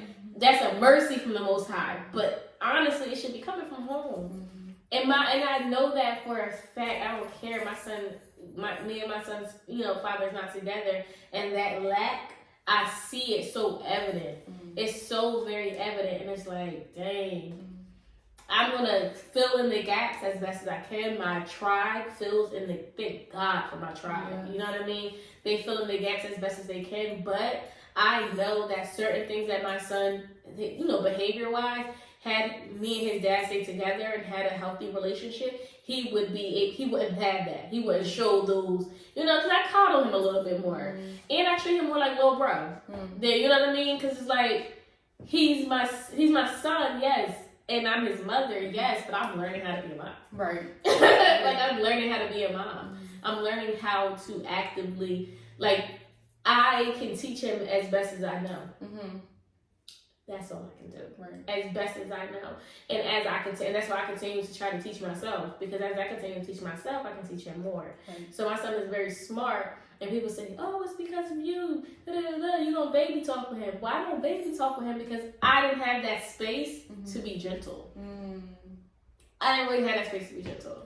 I had to be in a space where I had to protect myself a lot. So I talked to him normal. I just talked to my son. And it's not to say like there was anything wrong with that. Because I didn't use baby talk with him. But it's not to say there was anything wrong with that. It's just that he's just growing up a little bit more because he's being nurtured in a different way. He's nurtured not as a baby. He's nurtured as a little boy, always as a young man. As a young man. And so now I'm seeing the result of that because he likes to talk back. He likes to get his way. And it's like, that's because I've allowed him to be very independent and free in my approach. But also, I feel like had his dad been there, he would check certain things. You know what I mean? Those intimate moments with me and my son, and he's falling out, his dad would step in because he's right there and be like, hey, yo, stand up.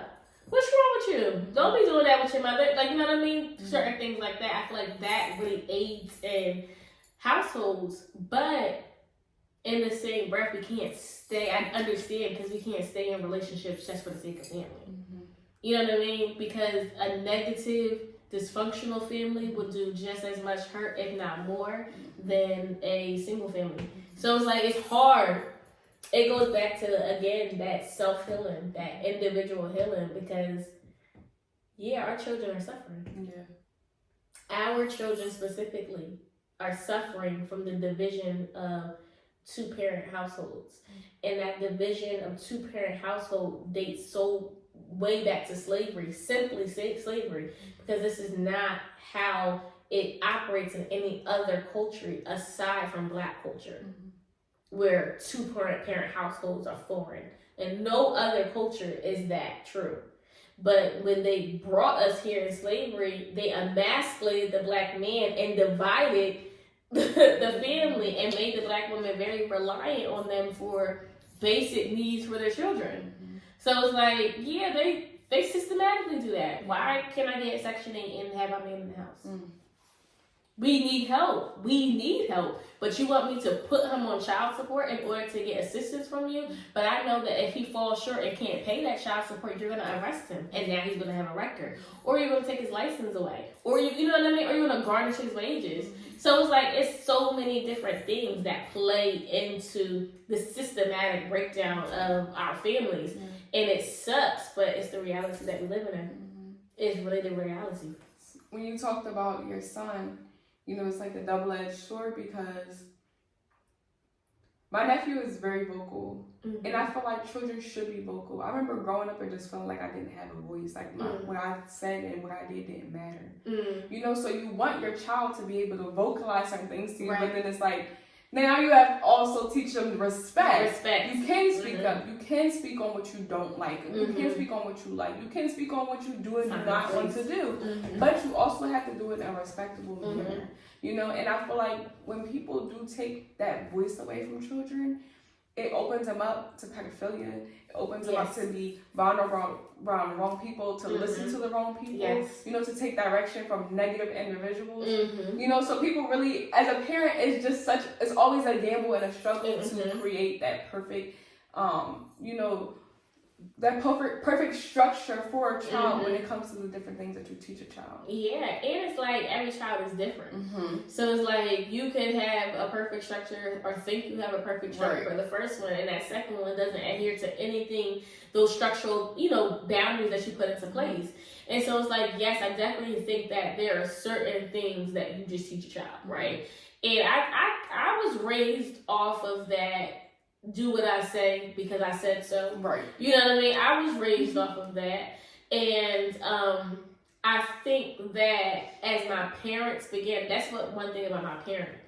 My parents didn't allow that old way of thinking to just be the norm. As they continue to grow, they continue to educate themselves, right? And as they continue to educate themselves, they became to get more knowledge of self. And as they became to get more knowledge of self, their parenting style changed. Okay. So say we were to get a beating, because my parents were beating us.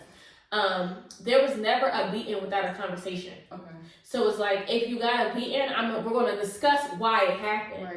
Because this happened. These are the multiple opportunities that you received, and you weren't hearing it in the multiple ways that it was laid out.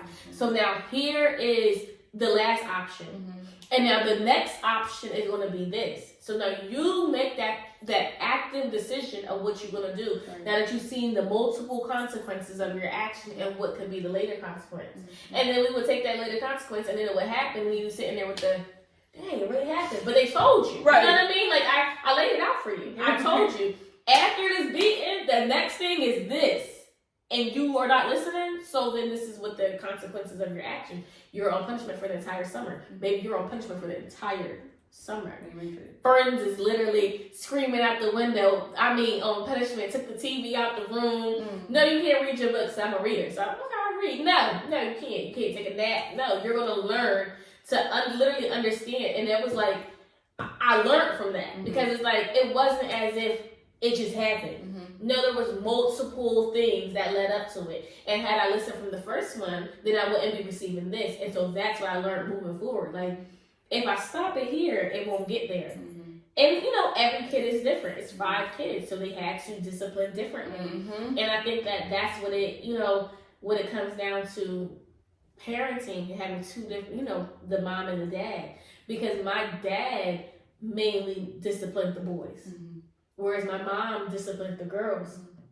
And I think it made sense. Right. Based off of just the way that it is in life. You know what I mean? Like, I think that not having a 2-parent household is important for the advancement of a child, I think that's an ignorant thought. You know what I mean? I know that it's unfortunate that is the sad reality. But I don't want us to normalize it like it's okay. Like, you know what, I'm single, I'm just going to raise my son to the best of my abilities by myself, and then once he's grown, I'll date. I don't know if it's going to work out, how great that's going to be, because then you're never showing your child anything healthy, or that there is any bounce back from heartbreak. Show them that you can bounce back from heartbreak. And I think, what's funny? I don't watch Love is Blind. Me neither. I don't watch it. But I've been watching the reaction and the clips of AD and Clay. Okay. And his mom and his dad's interaction. And his, long story short, they get to the end of the thing, they at the altar, he don't want to marry her. Okay, so boom. But the mom is talking to the dad saying that this happening is a direct result of how you treated me in this marriage, in our marriage, and how you didn't honor and respect me. And so now your son, is literally portraying, side effects of what he saw, in our marriage, where he wants to marry, he wants to love, but he's afraid of what can happen. You know what I mean? And I think that it's very true, but on the flip side, we have to show people that after heartbreak, there's redemption. Yeah. You know what I mean? And I think that that's what I love about my mom, is that, maybe she kissed a couple of frogs, but she literally found her Prince Charming. And she shows me that, like, okay, I may be a single mom for right now, but I know for a fact that my Prince Charming that's going to lead and direct and guide is out there. And then I don't got to son. Yeah. I just got to be patient. I just got to walk like a queen. And my king will come. That's so big. That's big. And it's crazy because the system has a way of, throwing stones to hide in their hands. Because even, you dig it back to slavery times, but even, they come back time and time again and try to do the same thing over and over again. The start of the projects was literally a project. When you going into a household and you telling them, you wait until the husband leaves, you coming into the household and talking to the woman and telling her, like, yeah, we got this fully furnished place where you can live, and this, that, and the third, and there's one disclaimer, your husband can't come. And there were families making that difficult decision. Because they're living in conditions that is not conducive. Right. And it's like, now you're intentionally dividing this household and making our women reliant on you. And it's like, how heartbreaking could that be for our men? To come home from working and you're struggling to provide, and then they just come in and offer your family 10 times better. And it's like, as a man, some men's gonna fight for their family, and some men's gonna be like, well, I love them enough to be like, get better. You know what I mean? Like, you have to give better. And it's like that, I don't like that.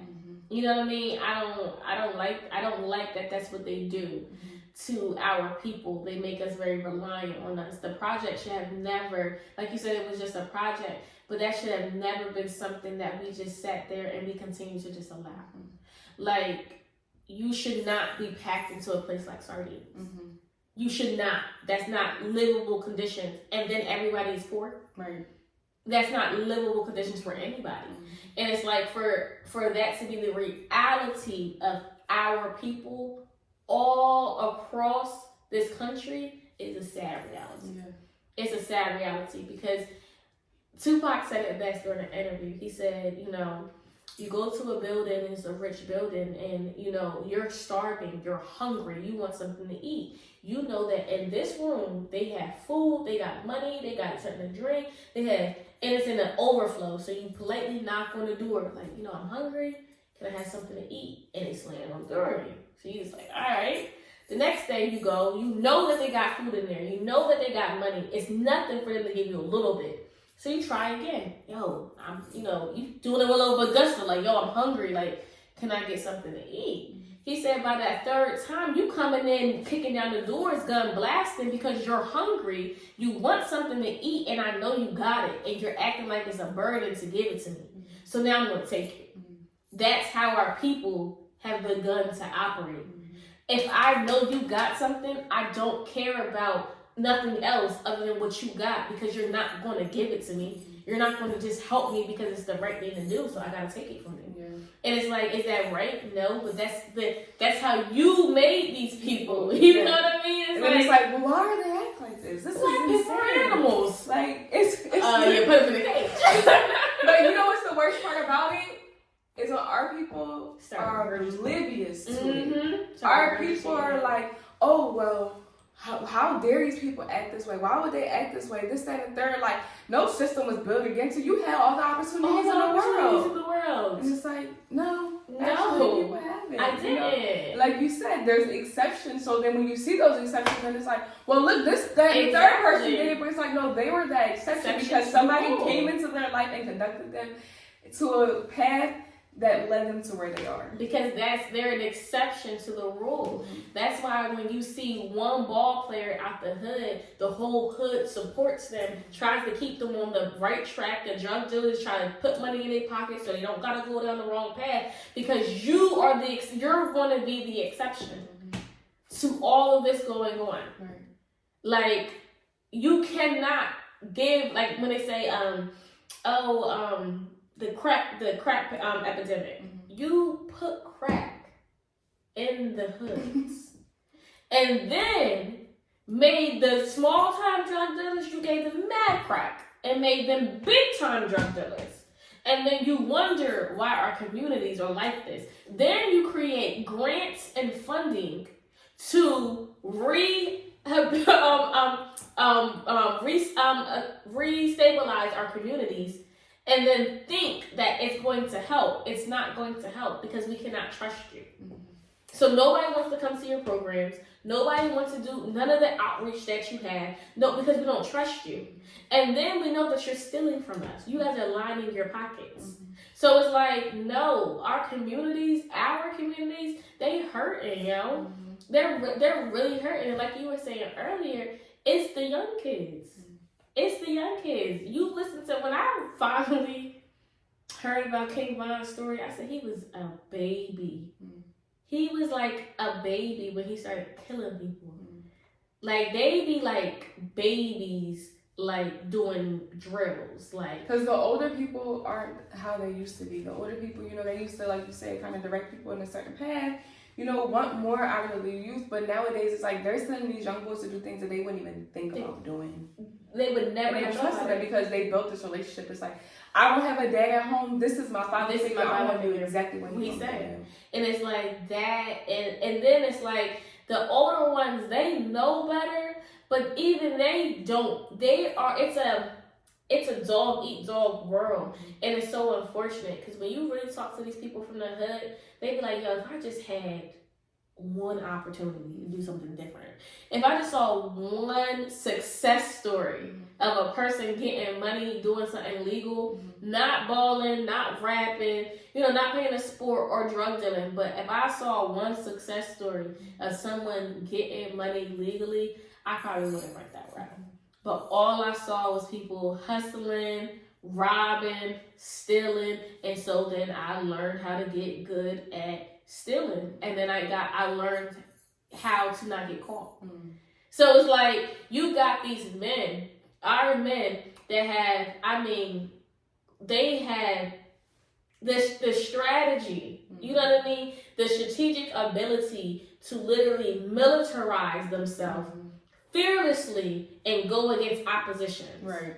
I mean, strategize. Like, literally, we sitting down, we looking at the street. We're literally strategizing. We got people that are looking out. You're doing the lookout. We got girls that's going to line. You're strategizing how to go against your ops. Now, just imagine. You put that in something legal. What? They don't want that. They don't want that. And the thing is not that they see our counterparts go on it, but my company, Nabi Co, is primarily 80% based off of people from the hood. Me teaching them how to literally be hustlers for something legal. Yo, you can have a private rental business. I was making like $1,000 a week. Like, it's off of 2010 cars. Like, they're not even, because everybody needs a car. Like, you gotta open their eyes to it. Open their eyes. So when they come and sit down, they're like, I didn't even think about getting a license. But you know, I got child support, so I'm not trying to, no, I'd rather just stay low because I got child support. Baby, get a business. Stop. I don't want to hear about this child support. Take care of your kid. Right. Number one, just take care of your child and handle your business. Right. All right, you're talking about, you don't want a bank account or this and third because of child support. That's how literally they got our men.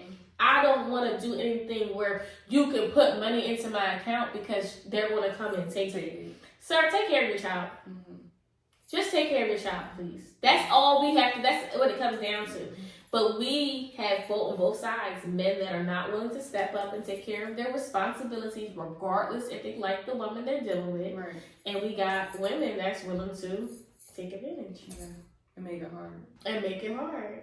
And it's unfortunate because if you get two people that are equally yoked before you sit down and have a child, you wouldn't have these issues. Girl, people popping out kids like souvenirs. Child, I'm one and son. I don't know about you. We just spoke about how, you know, you're interacting with people at different levels of life, you know, and you're opening their eyes to different things. So do you feel like the power of networking can not only elevate you on a professional level, but also on a personal level? I think I preach networking so people are until I'm blue in the face because, like, my slogan is we're trying to teach you how to leverage your network to increase your net worth. Because literally the people that you're around will help you get to where you're trying to go. And it's not so much, people think it's like, oh, well, if I'm a real estate agent, I want to go to the networking events with other real estate agents. But it's like, Not so much. Yes, you want to know the other people, like, you know, your peers and your colleagues in your field, but they are not going to be the people that are really going to help you reach that next level. You need to be talking to your dentist. You need to be talking to your doctors. You need to be talking to people at the grocery stores. You need to be going to other fields. You need to be the real estate agents. You need to be talking to the contractors. The contractors, you need to be talking to the real estate agent. You guys need to be mingling with politicians. You got to really diversify your network to really see the goal, the increase in the goals that you want to see. Like me personally, I'm great at helping other people market their business. I suck at marketing my own. But because it goes back to complacency, because I've mastered the power of networking and establishing worthwhile, you know, relationships, my business speaks for itself. People will recommend people to my business. And so it's like, even in business and personal relationships, the power of networking goes down to who you can get your lashes done by, who you can get your makeup done by. The power of networking is, you know, I know that you're dating, and I see the type of person you are. I know the type of person you are. I know a person that I think you guys might hit it off. Like, you know what I mean? Like, those are the different things that we don't take into real consideration. Like, in Islam, it's not foreign for you to be in an arranged marriage, right?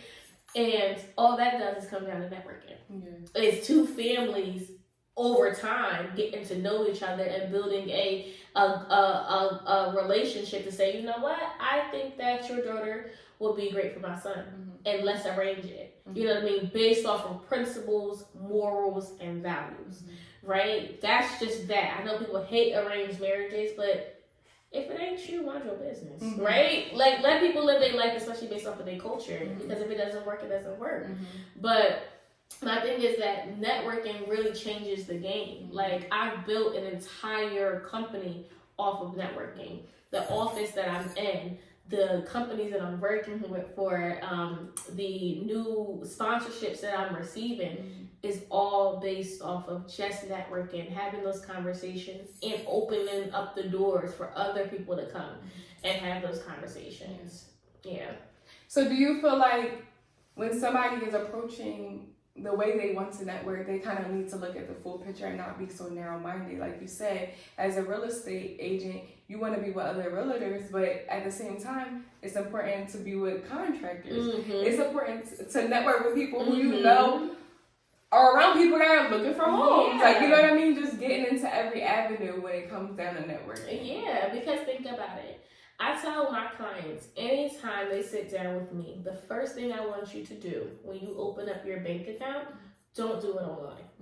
Go into the branch and build a relationship with your banker. Because now, when they receive new loans that are coming through, new grants that are coming through, or new funding opportunities that are coming through, because they built a relationship with you, they'll know, oh, you know what, this might actually work for this person. Let me reach out to them. And you would be you'll be a shoo-in. Like, oh, come in, I want to sit down with them, I want to talk to you about this, right? If you're a realtor, you want to have some relationship with bankers. You want to make sure that you're going to the different banking institutions, that you're staying on point with who's giving funding.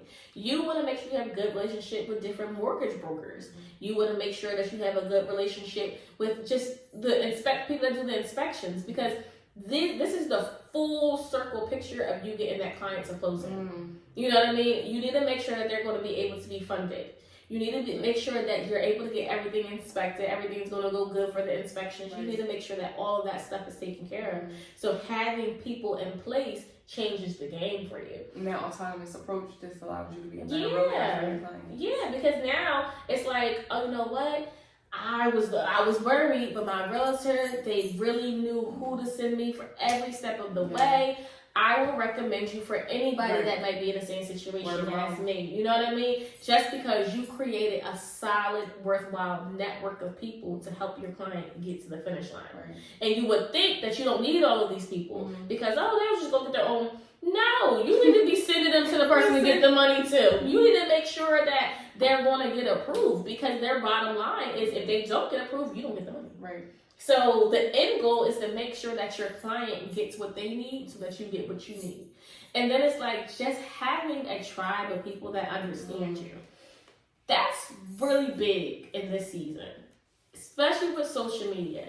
Cancel culture is real, right? Cancel culture is so real. And I tell people I'm building a business that can't be canceled.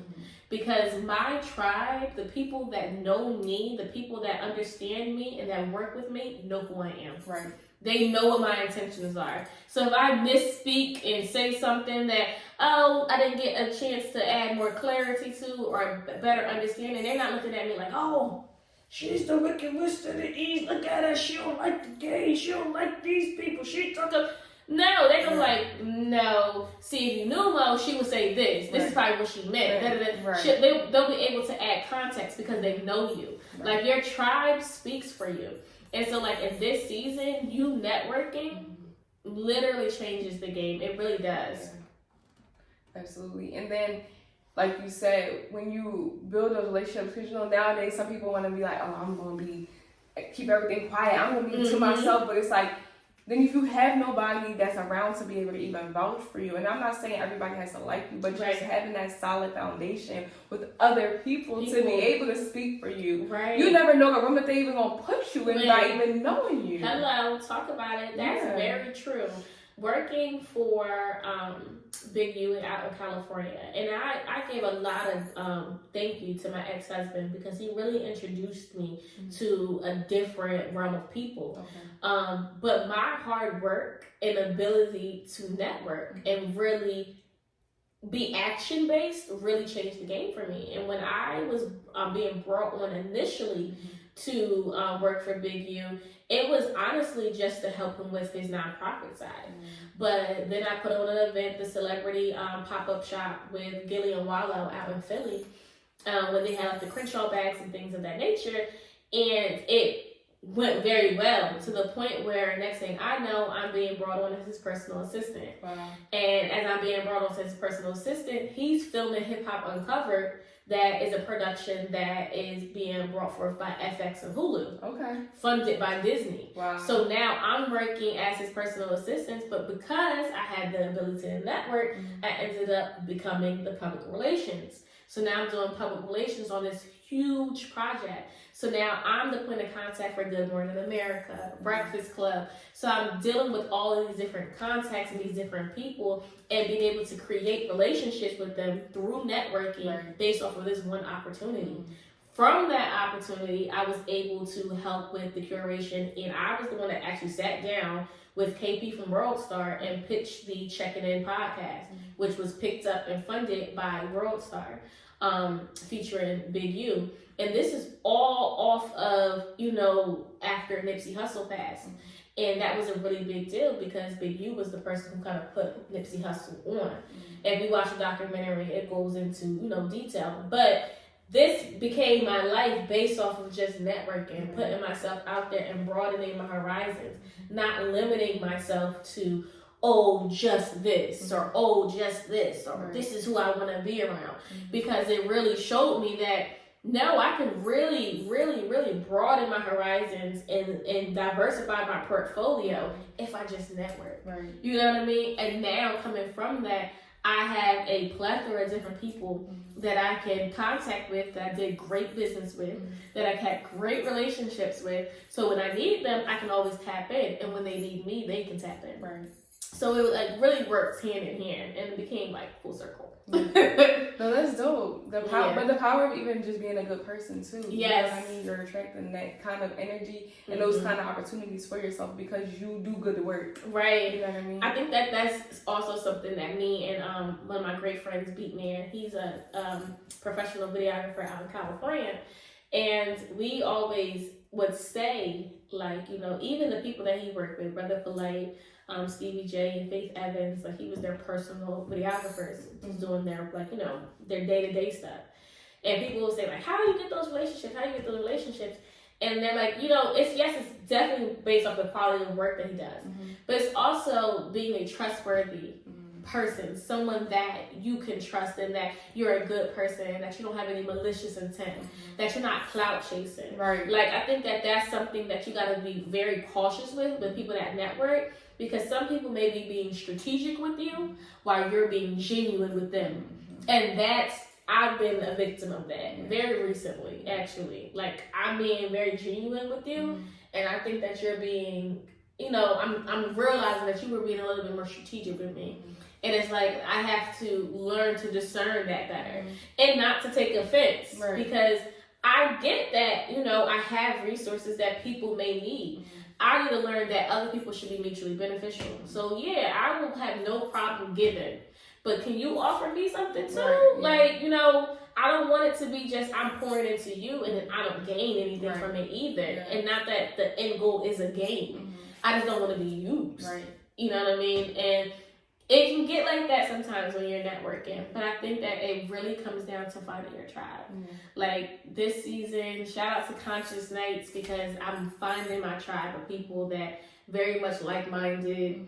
Our interests are the same, our ways of thinking, the knowledge that we have. They're, exposing me so much to a different way of life. Just getting my health, my mind, my mental back to where I've always wanted it to be. So I'm very appreciative, but that really came with the power of networking. Beautiful. Yeah. So you spoke about this a little bit, but can we get into whether or not you believe all networking is good networking? No. I don't think all networking is good networking. Because like I said, there's some people that don't have pure intentions. There's some people that will reach out to you just because they know that you can do something for them. And I'm a person that I don't put too much stock into celebrity status, right? And that's because I worked with celebrities. So I know that a lot of things are more so a facade. It's not true that money don't be money the way that, they may portray. And a lot of things that they do are very strategic, or it's, marketing. It's not very genuine. And so that type of networking, to me, I feel like is very harmful. I don't think that the type of networking that alludes things to people is, I don't think there's any integrity behind it. So like people that network with each other just to find someone that they can leech onto. Like, what you'll see a lot in California. And in Hollywood, they say Holly weird. So you'll hear that in California from people that are from California. They'll call Hollywood Holly weird. Because you'll see that if a person is up and coming, their label, and everyone knows it, their label would really network with other labels and figure out what other up and coming artists they can match these two with and create this illusion. I think that that's very harmful. I think that's a very harmful culture to get into, because that is disingenuous. And I don't like that. Like, I understand that you had to strategize things, but I think that if you build organic relationships based off of people that are buying into your personal brand identity, I think it will take you far. And I feel like you don't have to do all of that, because it goes back into social media. It creates this false reality and narrative to people, to the masses of people, based off of what you're strategically doing behind closed doors. I think that that's very harmful. I'm a person that believes, yes, your network will increase your net worth, but do it organically. Like, when I say I'm leveraging my network, I'm saying, like, I have this Nabi & Co. office. I have the Nabi & Co. think tank that we're building out, but I have this with no overhead because construction ready James Hanks allows me to pretty much utilize his entire space. That's the power of networking.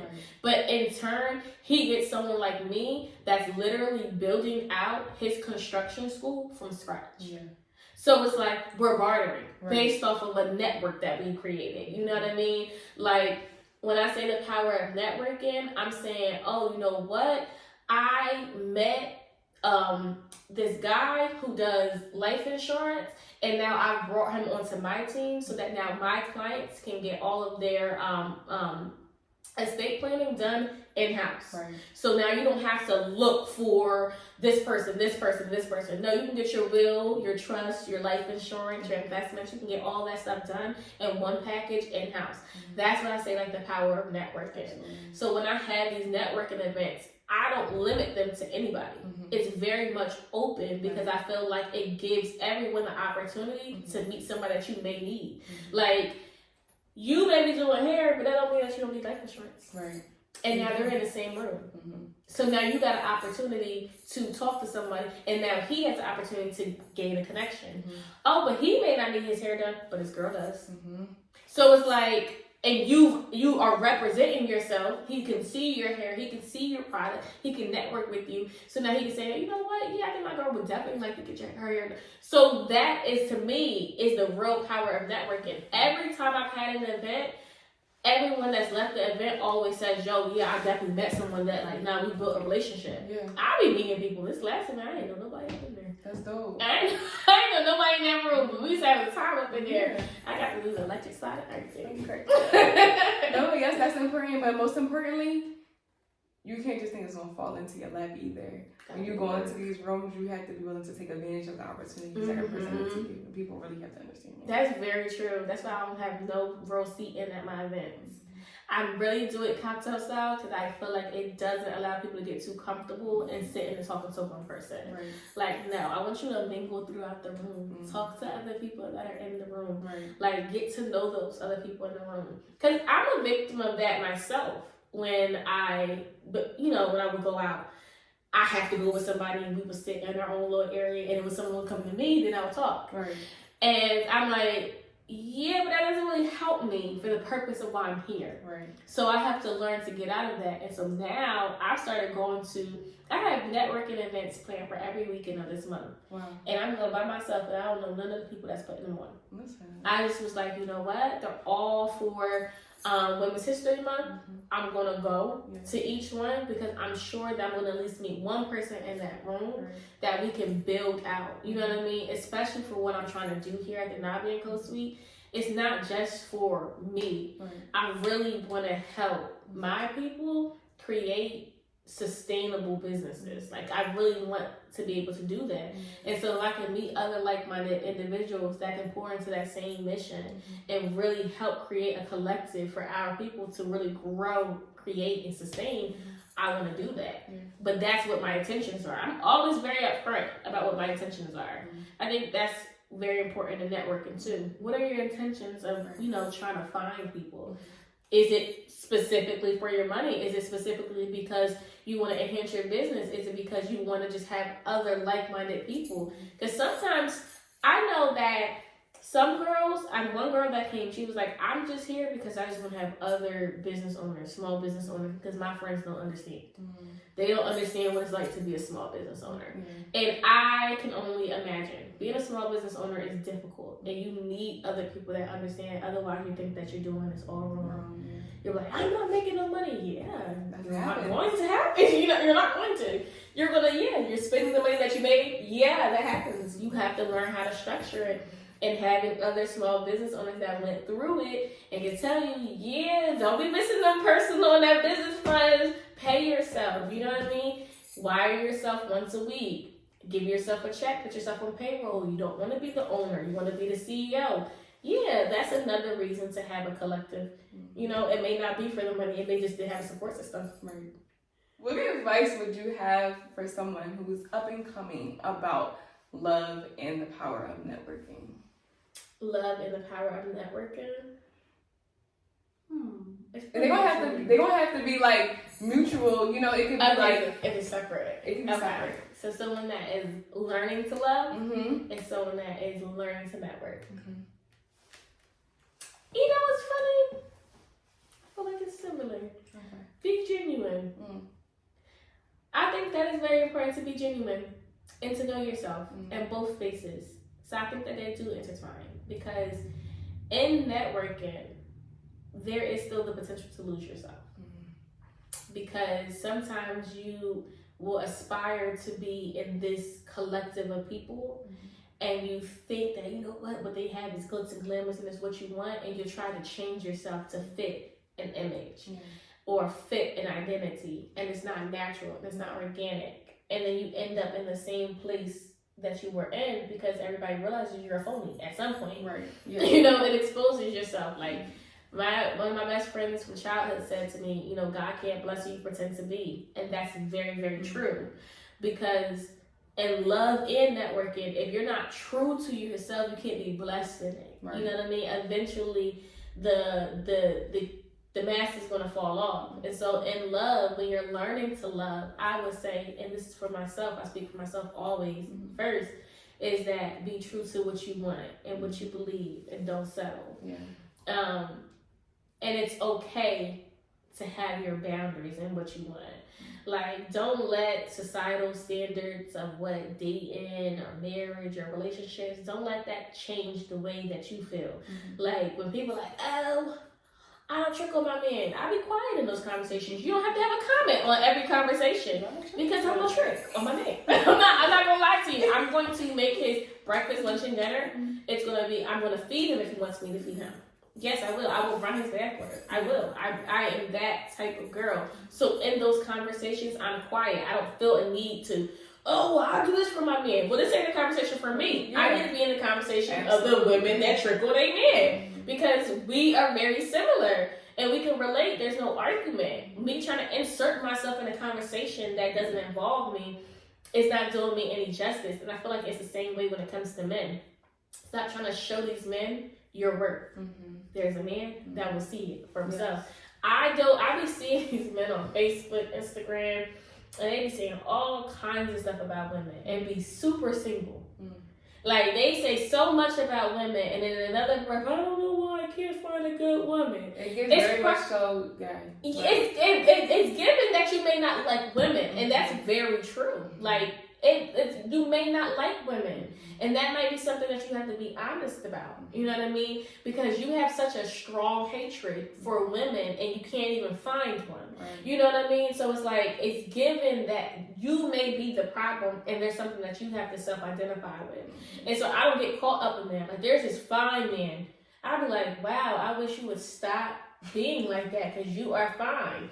But it's like, you're mean to women. Like, when a woman tries to shoot her shot in the DM, you bring it to the page. And you're making posts and comments about it. It's like, that is sassy. Yeah, like, why are you doing that? Like, and you say, no, this ain't the woman for me. Well, okay, you could have politely curbed her and left it alone. But now you bringing it to our attention. It's giving you attention. It's giving you validation. It's giving you the woman that you want, that you looking at, that's not looking at you, to pay attention. And to me, you still have a lot of work to do on yourself, because that woman in your DM probably would have gave you everything that you wanted. But you so pent up on these looks and these standards and stuff like that, that you forget that the people that we may need for our life may not be the perfect standard. That's why I said, like, if it's the trash man, if it's the sanitation man, then it's the sanitation man for me. Like, that's okay. Yeah. Like, now there's certain things that I won't settle for. Right. Don't get me wrong. Like I said, McDonald's is one of them. That's just me. That's just That's me. your preference, and nobody can have any ill will towards your preference. Yeah, because I just feel like there's way more that, you know, I feel like everyone has their stepping stone. If that's the stepping stone that you're at, it's okay. That's the stepping stone you're at. But that's a stepping stone. So once you get to the next step, then maybe we could talk. Like, I don't want to, while you at the foundation, I've been there. You know, when I was like 19, 20. Yeah. I was there too. They never hired me. I never did fast food. Okay. I did Friendly's for a couple of days. Quit on lunch break. I said, I'm not coming back. It's Colin, are you coming back? I blocked him. Lose my number. I'm not coming back. But yeah, I feel like, I think we just all need to be real with ourselves. Yeah. What do we want? What don't we want? Who are we? Who are we? Who are we? If I know I'm combative, you can't deal with a man that is like, no. You know what I mean? Like, if you're combative, why are you trying to deal with a man that don't like that? Because y'all want to argue all the time because you are combative. I think that you should probably deal with a man that knows how to deal with that sassier attitude and check you when needed. Otherwise, you're going to be dealing with a man that's always trying to check you. So now y'all always arguing. Right. Whereas another man will give you space to be a little chaotic because he likes that razzle dazzle. He also knows how to get you in line when needed. You know what I mean? Like, I am, very submissive in a relationship. So whatever my man say goes in my relationship. I'm gonna ask my husband and I'm gonna get back to you. Like, y'all asking me out, well, let me ask my husband. If he say yes, then I can go. If he say no, then because I feel like at this season I'm gonna trust your judgment. You know what I mean? I'm gonna trust your judgment. So if you're saying no, I'm sure you're gonna give me a reason. It's not gonna be just a no. No, I think that you shouldn't go out because you got a busy week this week, and I think that it's just better to stay home with the family because you're about to have an intense week. And so I think you just need to be poured in by the family. So not this week, but maybe another time. Yeah. That's the man that's leading. So yeah, his no comes with a redirection because he sees a bigger picture. I'm trying to turn up with my girls, but what I really need is a weekend at home because I have a hectic schedule coming up. You know what I mean? Like, that's sometimes what we need, and we're so afraid of that. Like, and then in networking, it's the same way. Like, your tribe is going to lead you to where you want to go. People that are that I'm coaching, because I do business coaching, the people that I'm coaching will always say she is mean, and I be sitting there like, dang, I would never say I'm mean, but I really believe in them. So I'm harder on them. Pushing them. I'm harder on them. So it's like, no, you need to do this.